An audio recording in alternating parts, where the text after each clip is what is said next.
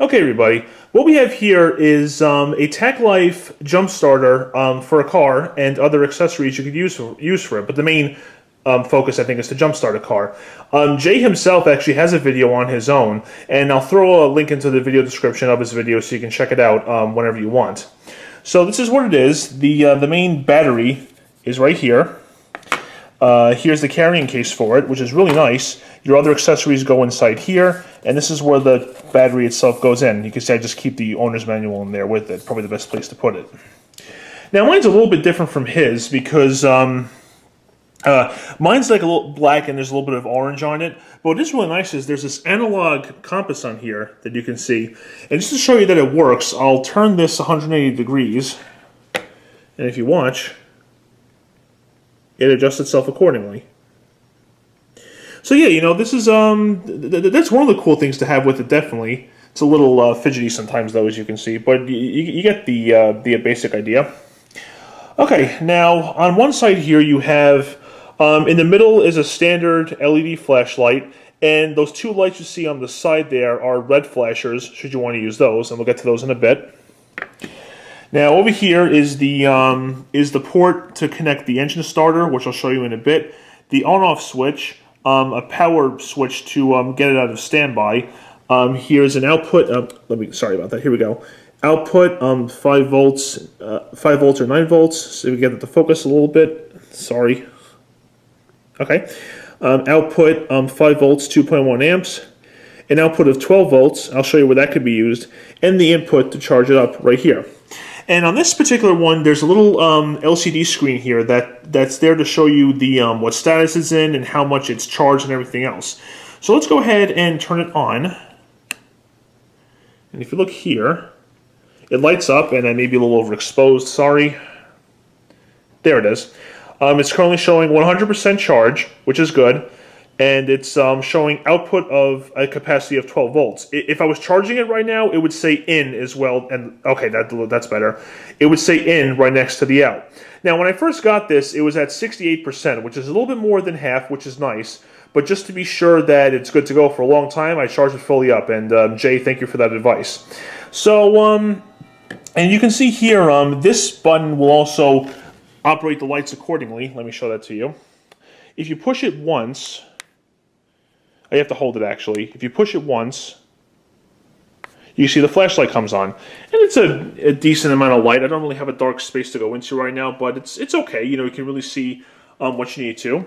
Now, if you hit it again, it does a rapid flash, like so. And hitting it once more, it'll do the SOS flash. You can see right there. And if you hit it again, it will turn off. Now, one thing that's cool is that, let's say you want to turn it on.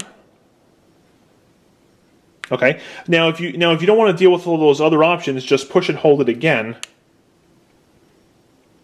and it fully turns off. Now, if you want to activate the red flashers, what you do is hit the button twice rapidly, and you can see now you got the red LEDs flashing there.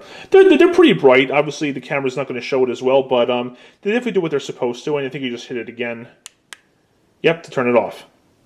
And if this device sits with no activity, I think for, I'm going to say maybe 2 to 5 minutes, the screen will go off and it'll kind of go in standby mode. And if you just want to activate it again, just hit the switch, or the button I should say, and the screen lights up once again. But what I do like is the fact that there's this actual off switch where if I turn it off, it just goes off completely.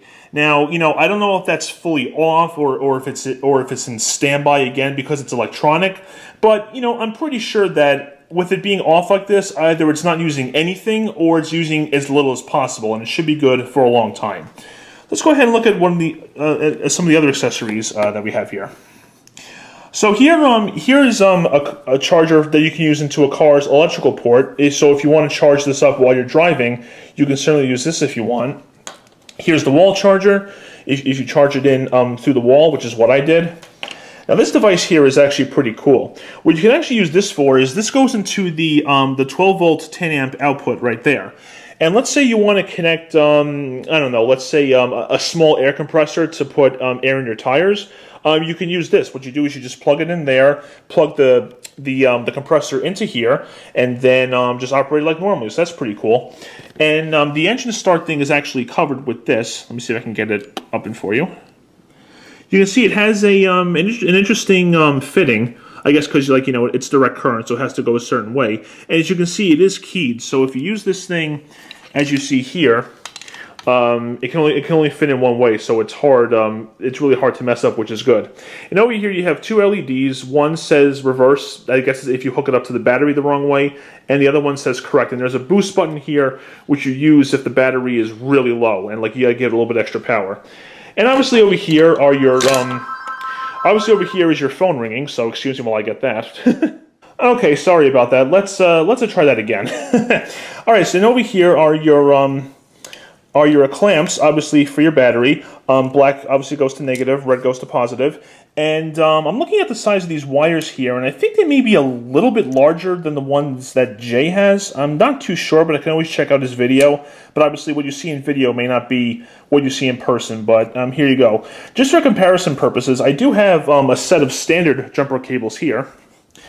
And I mean, if you look at the size of these wires, you know, these will have no problem handling, you know, the voltage of the, not the voltage, I'm sorry, the amperage of the car's electrical current. So, you know, these can definitely handle current for a nice long while. I think he had said something along the lines of that these are only in circuit for a very short time. I don't know if I'm saying that correctly, but these won't have the same current going through them as long as the standard cables would. So that's why I think it can handle things okay. And over here, just to show on the car, obviously what you would do is you would plug the thing into the engine start thing right here, okay? And then, like I said before, you would put black to negative, red to positive. Now, I'm not going to show you that on this car here, only because, you know, this car is from 2001. Now, it may not have as many electronics as today's cars, but it still has a decent amount. And, you know, those electronics are very dependent on proper voltages. So I really don't want to mess with that. It's working. I don't want to mess with it. However, in Jay's video, he does have a part where he starts the engine of his 1967 Buick Riviera just to show that it works. And obviously, a car from the 1960s isn't going to have nearly as many electronics as a car from 2001 will. So let me go ahead and show you that clip right now of the thing in operation.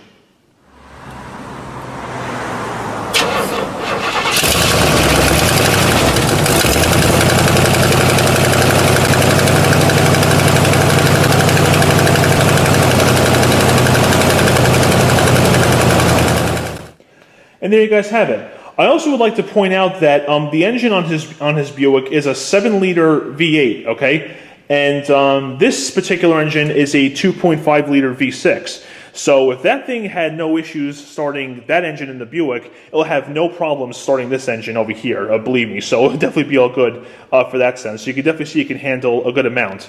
I will say there was definitely an instance where this would have been great to have in the past. And let me tell you what happened here. It's pretty funny. So after I come home from work on that day, this is back in January of 2016, I get home and then my dad wanted to go out to eat. So I was like, okay, cool. So I took him to Chili's and we ate there and everything was fine. Then, of course, get this. I get back to the car.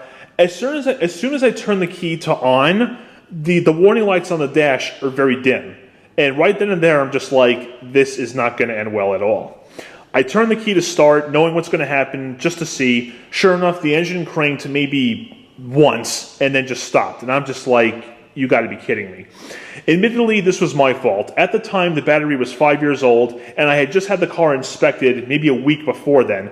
And I should have had them check the battery, but you know, it happens. Anyway, so now here's where I got extremely lucky. I mean, like, the chances of this happening are just insane. Only two parking spots away, okay? A car pulls in, and it happens to be friends of mine who just happen to be going to Chili's after my dad and I were getting ready to leave. And it's like, what are the odds of that happening? So sure enough, we were able to get the cars together. We jump-started the car, and I got it back home safely. And you could definitely tell the battery was bad because when I started driving the car home, the traction control system actually malfunctioned, but it's designed in a way where if it malfunctions or detects a problem, it disables it automatically, so it won't interfere with anything, which is really good. So on the way home, I'm trying to use as little as possible. I had to have the headlights on because it was nighttime, but I shut the radio off, no heater AC, and like I said, the traction control system and the traction control system off lights were both on. But, I got home okay, the engine ran fine, the transmission shifted fine, so I got home safely. And then obviously, when I got home, I'd have to jump start the car again in the morning to bring it to the service place that I used to go to, but that was fine. I jump started the car, got it to the service place, got a new battery, everything was fine. So you can definitely see, having something like this will definitely come in handy when you least expect it. And there you guys have it. That's basically the TackLife jump starter. Definitely something I recommend for anybody who owns or drives a car, okay? Because like I said, like the scenario I just gave you before, there's Bella making another cameo. You never know when this thing may just come in handy for you. So once again, great thing to have, and for anyone who drives a car, definitely get it. A good spot to keep it would be maybe your trunk or your back seat, depending on what you prefer. It's probably too bulky for a glove compartment, it'd probably take up a lot of space there. But like I said, a back seat or a trunk would be good for it. And there's Bella checking everything out. So there you guys have it. Good thing to have, and if you own a car, get one. Thank you very much for watching, and take care.